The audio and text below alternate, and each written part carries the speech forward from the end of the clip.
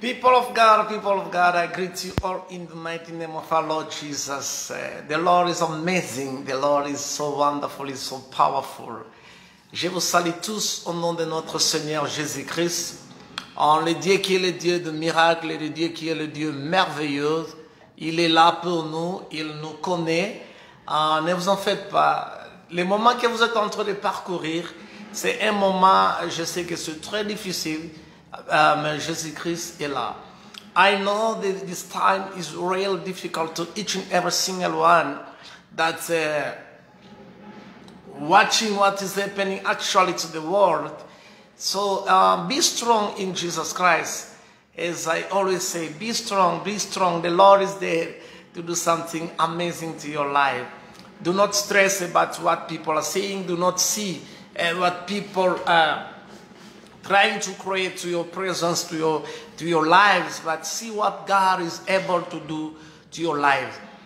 Je disais ceci, ne vous en faites pas, les gens vont parler, les gens vont critiquer, les gens vont vous laisser abandonner plutôt, mais laissez-moi vous dire, il y a un Jésus, il y a un Dieu qui est là pour vous secourir. Aujourd'hui, c'est un petit temps d'adoration avec Jésus-Christ, un moment de réflexion, toi et moi. This is a really short time to reflect, to think about the Lord. Is the little time we have to share this beautiful word. Let us be connected with Jesus. Let us see what God will reveal to us. But before we do it, let us pray. Yambo teto banda, yambo teto sala, yambo tiga teto sambela na kombo na Yesu. Tendre Père, nous te disons merci. Lord, we say thank you because there is no one same like you, Lord. We thank you for this beautiful day. We thank you, Lord, because I'm still talking, I'm still seeing, I'm still wearing, Lord. That is why I say thank you, Lord, for everything you're doing to my life. Lord, without you, I cannot make it. I cannot do it, Lord. Forgive our sins, Lord. Yahweh, to kumisio to netolio. Yahweh, lekana kolimbi sa masomo na biso. Mashum ezo kanga mabiso na lolemo, na miso, na matoi, na ba action na biso, na ba pensée na biso. Leka na kolimbi sa. Lord, forgive our sins through our minds, our heart, our eyes, our hearing, our mouth. Lord, you may forgive us. Lord, clean us, watch us. Lord, sanctify, purify us, Lord. Zambe clean biso, sanctify biso, purify biso. Sikaete oyo zalimo konzi mobikisi, Lord. Lord, I thank you because you are the Savior, Lord. You may take control this short time, Lord. In this beautiful time, we'll pass through to listen to this beautiful word. Lord, you're so grateful. You are so wonderful. That is what you shall say in Jesus' name. Amen. Tolobi amen na kombo na Yesu. Amen na kombo na Yesu. Na pesi bino mbote lisusu. Na ndenge bozo kota na page. Na ndenge tolingi to kabola na bino. I greet you all, brother and sisters. I see my beautiful people together here. But today I will talk about something very small but deep in the spiritual side. Lelo na kolobelo komoko ya moke, mais ezali vraiment bozindo kati na vie chrétienne, na vie ya spiritualité. I will talk about something very small, but is deeply in the spiritual side. What I will try to say, do not lose faith. Kobungisa elikiate. The Lord is there to do you favor. Nzambe azaliwana po asala yo faveur. The Lord is amazing. God, Nzambe azavuma merveilleux. The Lord is there. Do not lose faith, but the Lord is there to make things possible to your life. Nzambe azaliwana atia eloko moko ekoma palpable, possible na bo moina yo. Moi qui vous parle, votre humble serviteur de Dieu, évangéliste Jules, en direct de l'Afrique du Sud. The one who's speaking is Evangelist Jules Imbanzia, straight from South Africa. I love you guys, but I will share something very, very amazing. We will open our Bible to the book of Lamentation. Tukufungola ba Biblia na biso na mukanda ya Lamentation. Lamentation chapter 3. na chapitre na yango 3, Lamentation na chapitre na yango 3. Ngai na zui Biblia na ngai, ayangai ezali na Kingeleza, ata ezali na français, pas de problème. My Bible is an English Bible, I will read. If your Bible is the French one, there is no need for you to stress. But it's the same scripture. There is a book I will read with you in the book of Lamentation. Lamentation is the Bible that comes after Jeremiah. Lamentation ezali mokanda oyelandani oyelandi simaya Jérémie. Soko fongoli mokanda ya Jérémie et comme na suka ya Jérémie oyelandi nde tobengaka yango Lamentation. Lamentation ezali kolakisa biso eloko moko ya kitoko kitoko kitoko na mokanda ya Lamentation. Oh, tango zotanga yango oko comprendre biloko moko bati oyo Nzambe azolinga ko révéler na biso. Nazotanga na mokanda oyo tika ete Nzambe afongola biso miso, tika ete Nzambe alakisa biso nzela ya liloba oyo. This is the true love. This is the way. This is where you will get the answer of your problems. It's not about your brother, father, cousins, relatives, whosoever. But through the word of God, you will receive what you have been waiting for years and years. Katina liloba na Nzambe okozwa oyo ozalaki kozela mikolo ebele. Nalobi tokotanga na mokanda ya Lamentation. Lamentation na chapitre na yango 3. Ningi nalobi, we read in the book of Lamentation to the chapter 3.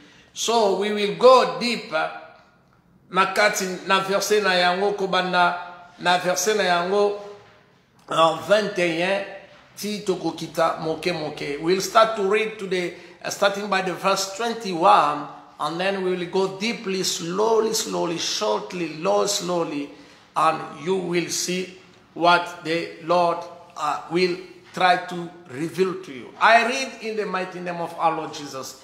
Natangi na mokanda oyo na kombo na Yesu yanga ezali na Kingeleza, but na kolinga kolimbola pe moke susu na lingala to na français si possible, pourquoi pas Swahili Kikongo, je le ferai aussi. Je lis au nom de notre Seigneur Jésus-Christ. Natangi na kombo na Yesu na mukanda onenge na lobide. This I call to my mind, therefore I have hope.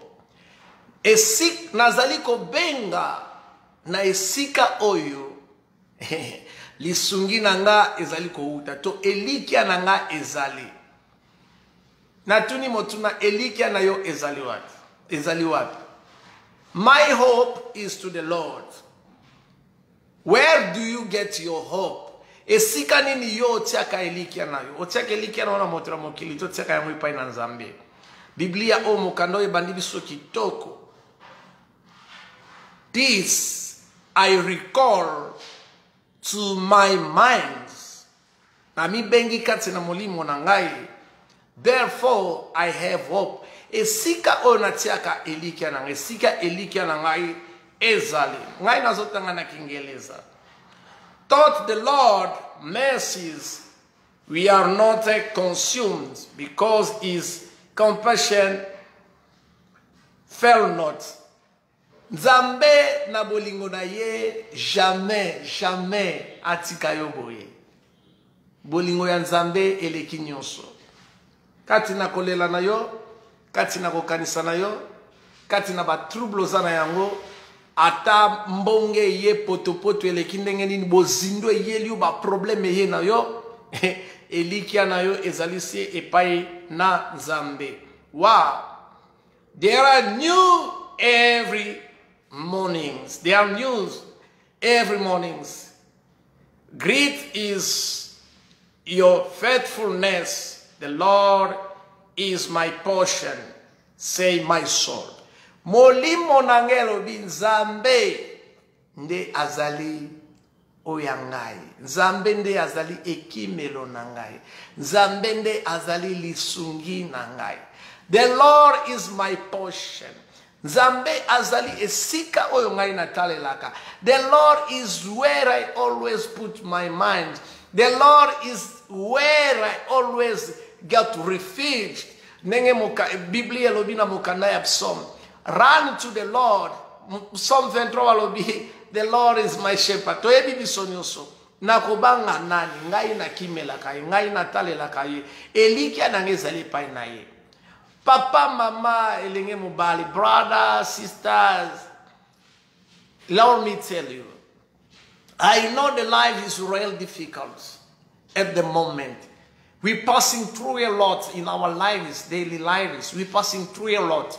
But let me tell you, there is the Lord that always will never leave you. As long as you put your thoughts to Him, you think to Him, you call upon Him, and when you call, so the Lord will come on to help you. As I'm reading to this beautiful book, wow, amazing. I was asking the question, to who do you always focus to? Do you focus to the people or do you focus to God? To who do you always pay attention to help you? Do you focus to people or do you call upon the Lord? Because when you call upon the people's minds, the people's doing things is not going to help you.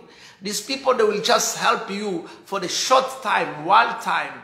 But when the Lord does so, is forevermore. Soki Nzambe apamboli ezalipo na libela na libela. Soki Nzambe asungiyo ezalipo na libela na libela. Moto na mokili ako yinayo. Moto na mokili ako kritika yo. Moto na mokili ako loba, ako tonga, ako sala oyo. Asengeli ko sala pona yo. Peut-être pona position na yo ya faiblesse. Moto na mokili alingi azwa avantage à profiter. But let me tell you, the human being can cry and try to take advantage of you because of he see some weaknesses inside of you, and then will decide, let me take advantage of this person. Oh, let me tell you, my brother, my sister, stick to the Lord. Cry to the Lord. Have hope to the Lord. Put your faith, your mind to the Lord, not to the human being. Brother, ndeko nangamo bali pe mwasi. Tia elikia naona Nzambe. Ko tia elikia naona moto na mokilite. Moto na mokili ako ya akeyi na ye. Moto na mokili ako ya asundoli yo. Moto na mokili ako kritike ba fason nyonso. But the Lord will never leave you. Nzambe ako tika kayo ata mokolo moko te. Yazali Nzambe na yelonga. Yazali Nzambe na bikamwa. Oyo atika rabisote. Mokanda oyo ezolakisa biso kitoko na mokanda ya lamentation soko yesika okoti siko lamentation chapitre 3 tobani na verset na yango 21 tozo kita malembe ngai na tsakelika na ngai pa na Nzambe yo otiakelika na epai na nani na kimela kana Nzambe na lelela kana Nzambe tango nazana ba difficulté na belela ka bongo na Nzambe tango nazana ba problème songolo po Nzambe ayanola ngai po Nzambe asunga ngai kasi yo kimela kanani na ba moment ozana ba difficulté peut-être difficulté na ezali nini ozwa kata mosolote ozana mosolote yango ne difficulté na o difficulté wana so to menongo pe na terme mususu et comme lokola malade chasseresse na kati ya bapoche na yo, sécheresse na kati ya ndako na yo, sécheresse na business na yo, sécheresse na libota na omobimba. Difficulté à mon solo. Difficulté à nezali malade. La maladie que vous êtes en train de souffrir. Malade ça type belé à malade. Malade ça a été homme tazo la tuberculose, cancer, sida, corona, covid, diabète, non douleur. Non, malade peut que s'exprimer dans ma façon mususu. Malade cause la pauvreté, sécheresse na kati ba poche na ona business na yo. Eza malade ko linga yango te. Siko soki komi na moment na ba difficulté ona yo tale la kanani. Brother and sisters, I was trying to say like this. When we're talking about sicknesses to the spiritual side, it's not only about the poverty. It's not only about the material, like I'm suffering my body, soul, my heart, my throat, everywhere I don't feel well. But when you go to the spiritual side, the sickness also can be your pocket. You don't have a pocket money. Your business is not running properly. It's a sickness. I don't know what to do. My family is struggling to get even a piece of the bread. I don't know. I'm trying to work, but nothing is going well. It's the sickness.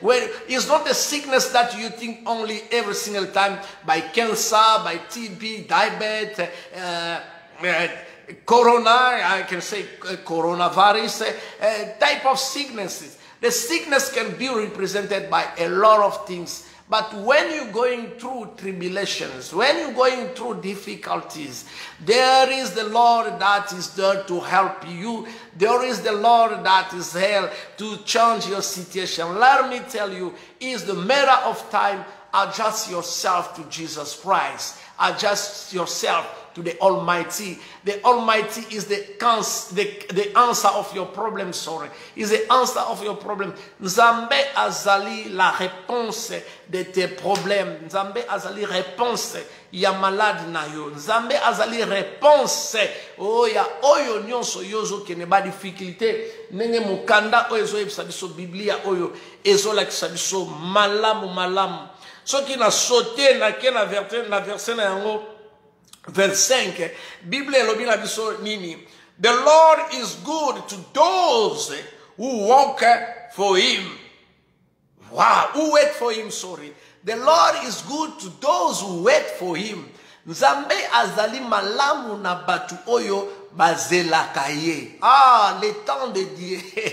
Wow, the Lord is good to those who wait for him. You see, to the soul who seek him, azali malamu na batu oyo bazelaka ye. Pe azali sus malamu yo na milimo oyo elukaka ye.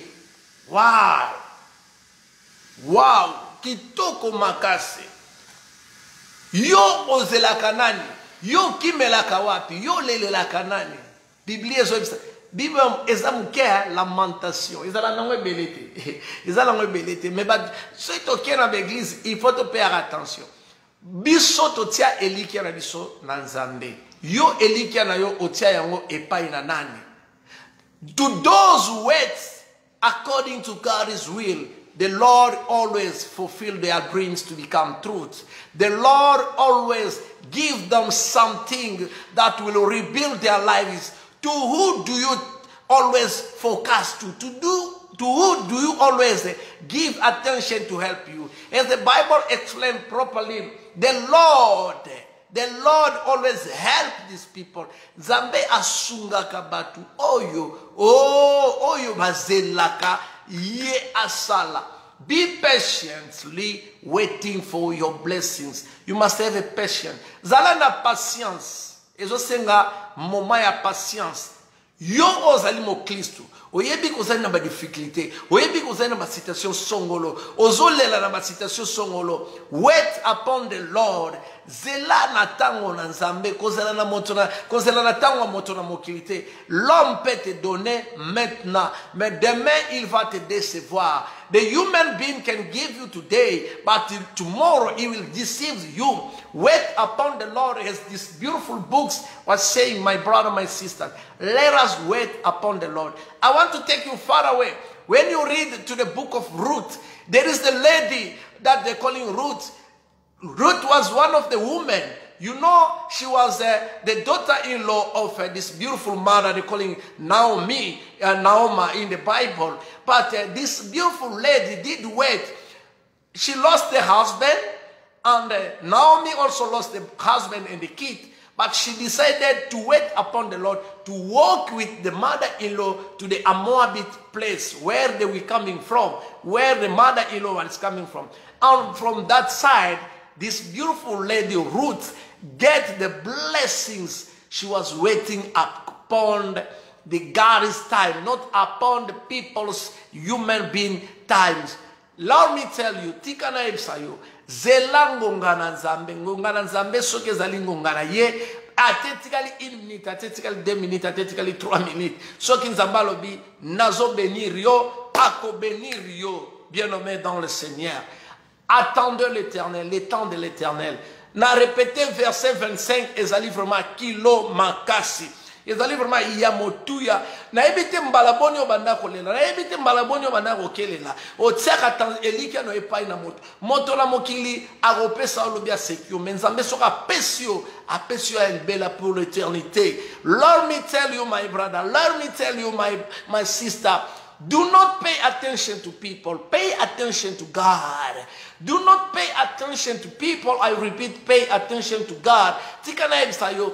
Kotia elikia na yo epai na moto na mokili. Tia elikia na yo epai na nzambe. Zela kati na promesse na nzambe. Ata e umeli. Nenge Biblia lo biso na mokanda ya Jérémie chapitre 29. The Lord do have the better plan for each and every single one. Nzambe azali na plan ya kitoko na nzela ya moto na moto. Plan yango ya nzambe zani ya prosperité. Prosperité na ezali ya koboma yote, ya ba sacrifice minene te, ya koteka batu te, ya koboma batu te, kasi ya kati na losambo. Oh tika na episo, zala patience. Kati na losambo ozo sala butu pe moyi. The Lord will answer you. Nzambe akoyanola yo. Kokanisa teke nzamba zo yo kayote. The Lord is there to listen to you. The Lord will do miracle. The Lord will do something. People, they will get shocked. Nzamba ko say loko moko batuna mokili ba okamwa. I was saying, when you read to the book of Jeremiah chapter 29, you will see the Bible is talking to the verse 21. The Lord, I do have the better plan for each and every single one. Do not see someone's destiny. Hey, wait according to God's destiny. Kotala oya motote, oya zui, oya zolata, oya zolia bien, oye, nego mwasi mobali, keba. Tango bando tala la moto, c'est-à-dire olongoli makanisi na ona nzela ya nzambe, olati ki musuni, otie makanisi na epa ya moto na mokili. Mena lingite ezala bongo na citation na yo. Na ebi kozana chasseres, pochi na ezala mbongo te, ozana biloka kolia te, ozo souffrir, ba malade songolo, songolo mpakala na nzoto na yo. Mais laissez-moi te dire, il y a un Dieu qui est là à côté de vous, qui est là, qui est en train d'attendre les moments opportuns pour lui de vous venir. Tozomo la montre, nengo zomo la montre boy, ozomo la montre boy. Ezana ba seconde, ezana ba minute, ezana heure. Zela heure na yo, na minute na yo, zela na seconde na yo. Oyo nzambe akobenir yo. Mais po nzamba benir yo, osengeli kokangama na liloba na ye. Before the Lord bless you, you have to stick to his word. Wait upon the time. I see, this is the watch. If you see the watch, there is the minute, there is the seconds, there is the time. So wait upon God's time, God's seconds, God's minutes for you to grab your blessings. And how to bless it? To get it, you must stick to the prayer. Pray the Lord, cry to the Lord. The Lord must hear your prayers. My brother, my sisters. Wow. Ndeko molinga ni ndeko mwasi pe mobale. Yo kamela nzambe. Listen to God's word. Yo kamela basal na nzambe. Tika makamba mabezo sala. Stop doing what you're doing. Putting your mind to people. Criticizing people. Gossiping about people. The Lord is not going to bless you. Biblia lobi. Ba oyo bazo mema Biblia. Ba oyo bazo tia mibeko. Kolanda na Biblia. Nzambe atika kabango te. Nzambe apambola kabango. Yo tia kelika na nana. Soko tia kelika na motolongo la na minute o na zoibsa. Ndeko molinga mipe mwasi. The Lord say, wait upon me. When the Lord say, wait upon me, wait upon the scripture, wait upon the time of God, not your time. You can force to pray if the Lord says, it's not your time yet, it's not your time. My brother, my sister, pay attention. We're going to the church, we don't grab our blessings. Oh, tozo kena be église, tozo ba bénédiction na bisote. Na namemo na mokanda mususu. Eme mayo okanisa malamu. Bible zo yebisa biso na mokanda na Esaïe na tika na tanga yango na motu. Bible zo yebisa biso na mokanda na Esaïe na chapitre na yango 58. Lolenge ya ko prier, lolenge ya ko sala jeûne, po ozwa oyoka nzamba yoka losambo na yo. The Bible is telling us to the book of Isaiah chapter 58. When you read this beautiful book, starting by the verse 7 until down, you will discover why a lot of people, they don't get their blessings. So kotengi na mokanda na Esaïe chapitre 58 kobana na verse 7 tiko kita okomona pona nini bato ebele bazwaka ba benediction na bango te yozo ozo ba obenga mo Kristo. They're calling you a Christian. Obenga mo Kristo ozo prier ozo loba kutu ba parlant langa ba raba shabare ba ozo loba to boite loba na yo you speaking in tongues rabari tete. Oh, we don't say no, it's not no problem. But the problem, do you apply what this beautiful Bible is talking? Ozo sambela, ozo salaba jen, me ozo monate oyo ba benediction banozela. You praying, you fasting, but you do not grab the blessings. You know why? Read this beautiful book, Isaiah chapter 58, starting by the verse 7. You can go further, you read all. From 1 until down, you will discover soki moto oyazali mo Kristo ozo sambela ya solo ozo lelepa na nzambe ya solo ozo sambela ozo sala ba jeune ozo respecter eloko babengi bolingo ezani Bible ane lobi na biso soki ozo sala ba prière ozo sala ba jeune kanisa pe bandeko ba mupanzi na yo malaboni yo kanisa bandeko ba mupanzi na yo yo benga bango ba sumuki yo benga bango ba miyimi yo benga bango be scroll yo benga bango na ba kombo aye kutundoki yo benga bango ba nani ba pauvre ba nani mais ozo prier oza na moment ya prière oza moment ya jeûne ozo kanisa kutu te mutu aza bo lumbu olatia te mo elamba opesa ta mo lipapa oyo lata to pesa ye ozo kanisa ngote intérêt personnel bulantu kayo. My brother, for you, my brother, my sister, for you to grab the blessings you have been waiting for to your prayer, you have to apply this beautiful book in the book of Isaiah chapter 58, starting by the verse 1. You can read all until down. If you praying and fasting, you must look around. You must look around. When the Bible says look around, it means that tala peba oyo bazami panzina onzinga nzinga na yo nani alete nani alati nani alati. Who do have the shoes, who does not have the shoes? Who did eat, who does not eat? The Bible says help the poor, have love, have compassion. Do you have a love? You don't have a love. We don't have a love. We don't have a love. Do you have a love? We don't have a love. Toza bolingo te, bolingo ezate. Or Jésus-Christ c'est bolingo. Tala so tengi na lamentation na lobi na ni. Ba o ba zela kati na ye, ya salani apambolaka. C'est-à-dire ba o ba tambolaka lo lenge ya lengi nde bango ye apambolaka koleka.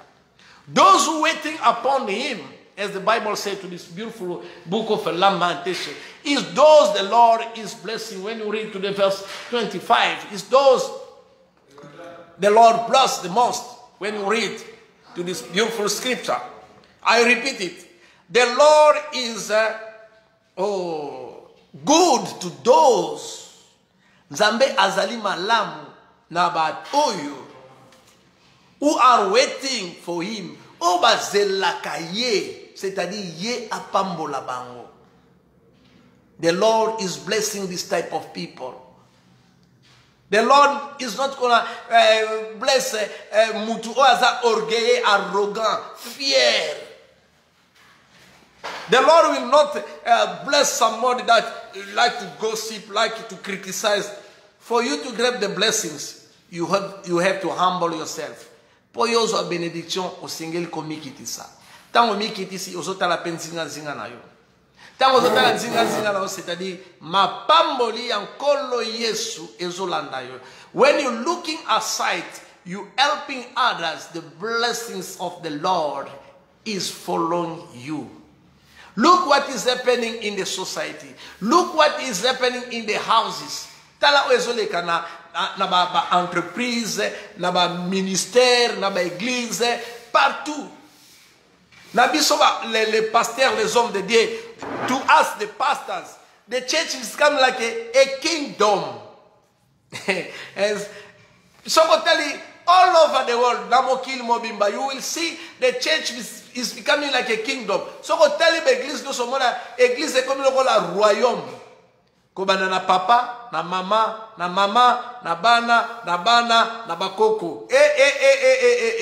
La personne qui a une vision, c'est la moko. So kaza mwasi, azali mama pasteur, yende nzambe aponaki pona kote ya liloba na ye. Alors mobali na ye, bakobenga ye papa pasteur. Pour mwasi na ye aza pasteur. Et non po ye aza pasteur. Mwasi na ye nde aza pasteur, babengi ye, bakobenga mobali na ye papa pasteur na su ya kombo ya mwasi na ye. Soki nga na pasteur, bakobenga ngai, bakobenga nga pasteur. Mwasi na nga bakobenga ye mama pasteur. Pona nini? Azui mwandambu ya kombo na nga ya mosala oyo nga na salaka. Yango babenga ye nani? Mama pasteur. Elingi koloba eteke ponga na za pasteur, mwasi na nga pas za pasteur. Non. Ce sont des erreurs qui se passent dans des églises. It doesn't mean if I am the pastor, my wife also must be the pastor. The one who do the calling is me, not my wife.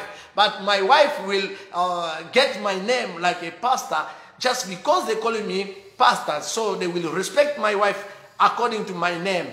Pastor's wife, yes. But it doesn't mean my wife can also be the priest, can preach whatsoever. No, my wife will help me to grow up the ministry in another different ways. No, a lot of ways. There is a lot of things it can happen to the Bible. Is the some way? Église ezali esika oyo to sengeli kosala na boke. Soko ye na église omona makambo ebele. Oye na gouvernement ndenge moko. Na soulenera neto lo na gouvernement. Batu oya misala mabe balinga changement te na bureau moboy. Soki boye kutanda ko salite, yo pe ba nomeo il faut tika ndako na salite po balobake ndako se bebakala. Let me tell you, you cannot leave the house dirty. When you come to find everything is messed up, you have to fix the house properly. Osengeli ko bongisa ndako très malamu bongisa ndako.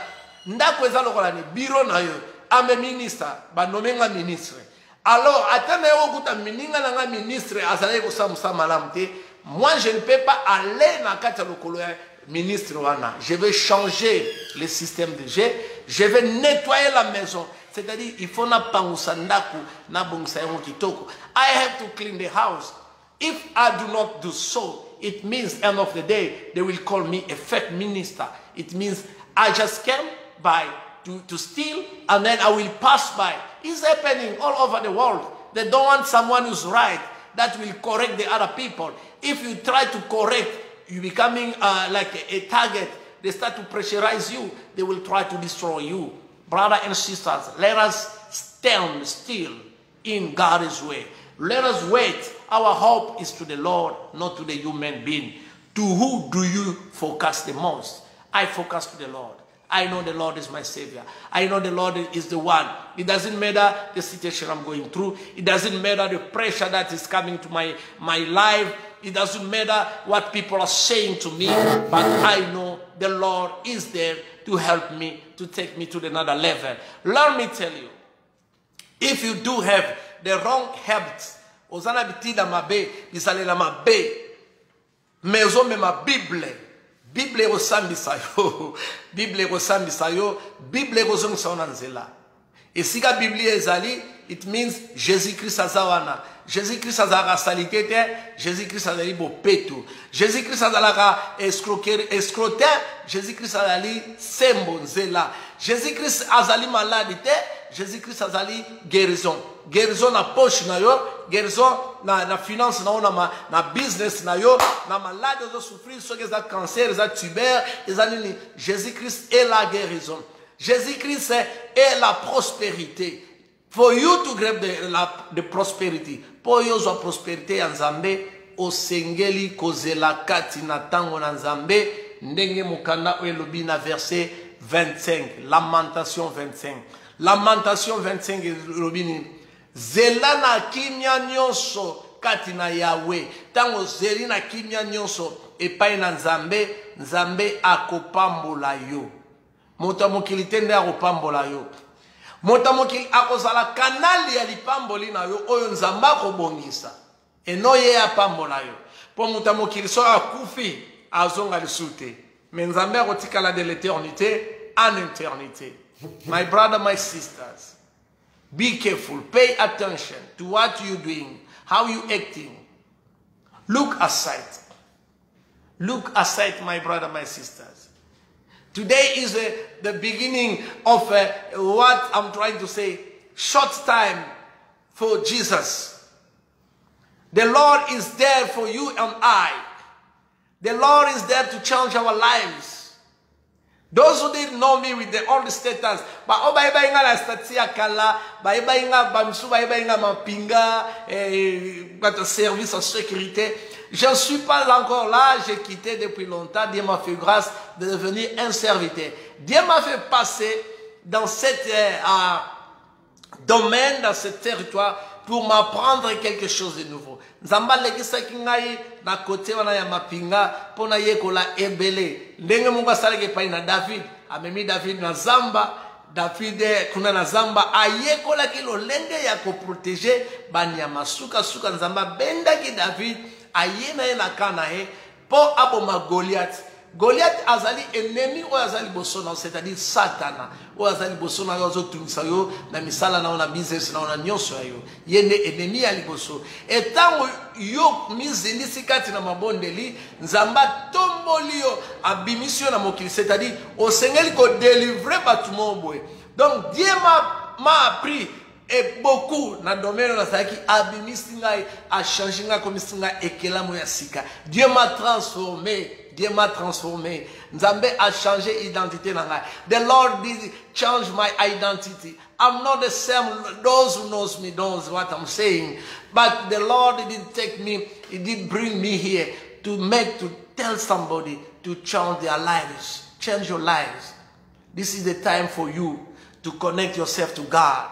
Connect yourself to God for you to grab your blessings. Wait upon the Lord. Zelakat na Nzambe. So zelikat na Nzambe, Nzambe akopambola yo. En tout cas, wane salaki short time, un petit temps avec Jésus-Christ. Pour clôturer un petit temps avec Jésus-Christ, nous allons clôturer dans la prière. Mais je vais dire quelque chose à tous les Congolais. Si vous écoutez, vous me suivez, je vais vous donner ce message. Ce message, ça nous concerne tous. Le peuple congolais. Nous, les peuples congolais, tout ça, vrai chrétien, à répéter, vrai chrétien. Auto qui n'est pas l'église, auto même la Bible, auto la Bible, auto Zambé. Le Dieu de la justice est là pour nous. Alors, nous avons un nouveau président. Le président qui est là, il ne peut pas travailler seul. Le président doit travailler avec les gens comme toi et moi.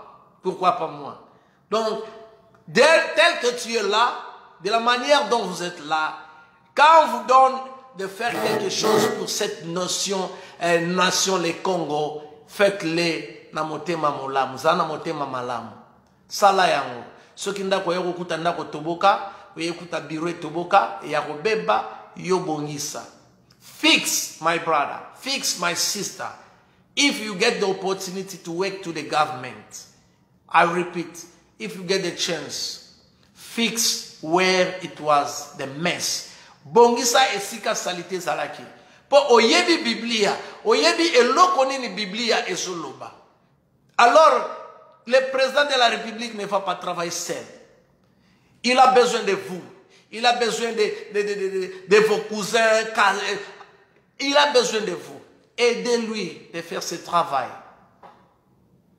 Mongo. Otika yango bisengo otika yango bakunda yona yango te, mais la parole de Dieu ekotika la éternellement timokolo okufa liloba Nzambe olanda yo, puisque la Bible nous parle de jugement ne olanda yo. To aider le président de la République pour construire la République démocratique du Congo, et non obatie yo pona ba intérêt personnel na yo te. My brother, my sister, come back to your senses. Let us fix our countries. Let us fix all the messes. Fix the office as a minister. Fix your office. Bon sa direction na yo. Soko ya okuta dactylo ya kala, et ceci là eza ya kala, etikali mise na kati ya bureau na yo, archive. Soma ba computer kitoko, centraliser travail na nyonso. Pour baye bake, il y a eu un monsieur qui a passé ici à Tikaki Elembo. Voilà un peu ça. Oh, eza moitoli. Le président de la République ne le fera pas seul, mais le président de la République a besoin de vous. Simbaye loboko, na loboko, pote totombo la Congo. Ce qui Congo est bongi, fierté na yo, fierté à bananabiso des générations. Le Congo a été libéré de 50 ans de souffrance. 50 ans de souffrance. 32 ans à Mobutu, 18 ans. Il y a Joseph Kabila. Et libération, il y a moins changement, il y a 2 ans. Alors, il faut soutenir les chefs de l'État.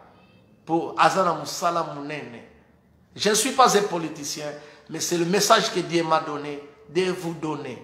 Partagez ce message, ça va aider.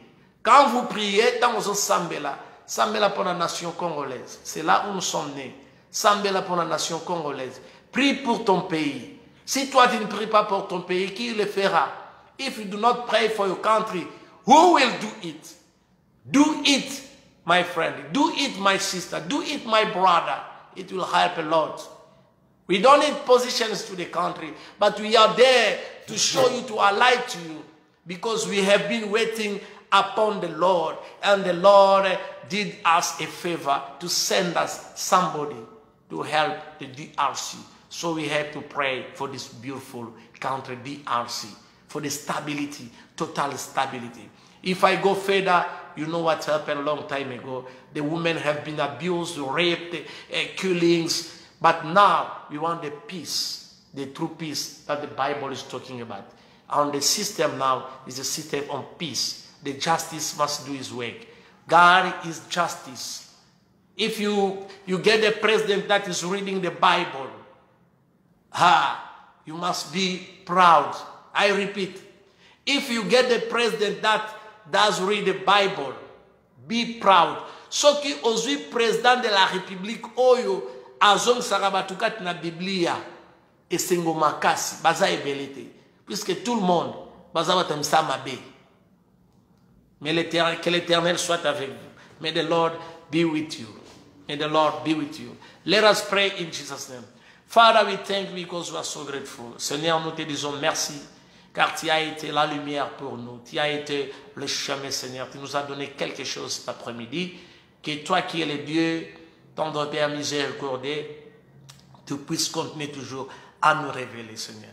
Nous avons lu ce message dans le livre des Lamentations, chapitre 3, Seigneur, on commence par le verset 21. Ça nous a donné quelque chose pour grandir. Lord, you give us something very amazing, Lord. That is why you say thank you for this beautiful afternoon, Lord. Lord, bless your people. Bless your daughter and sons.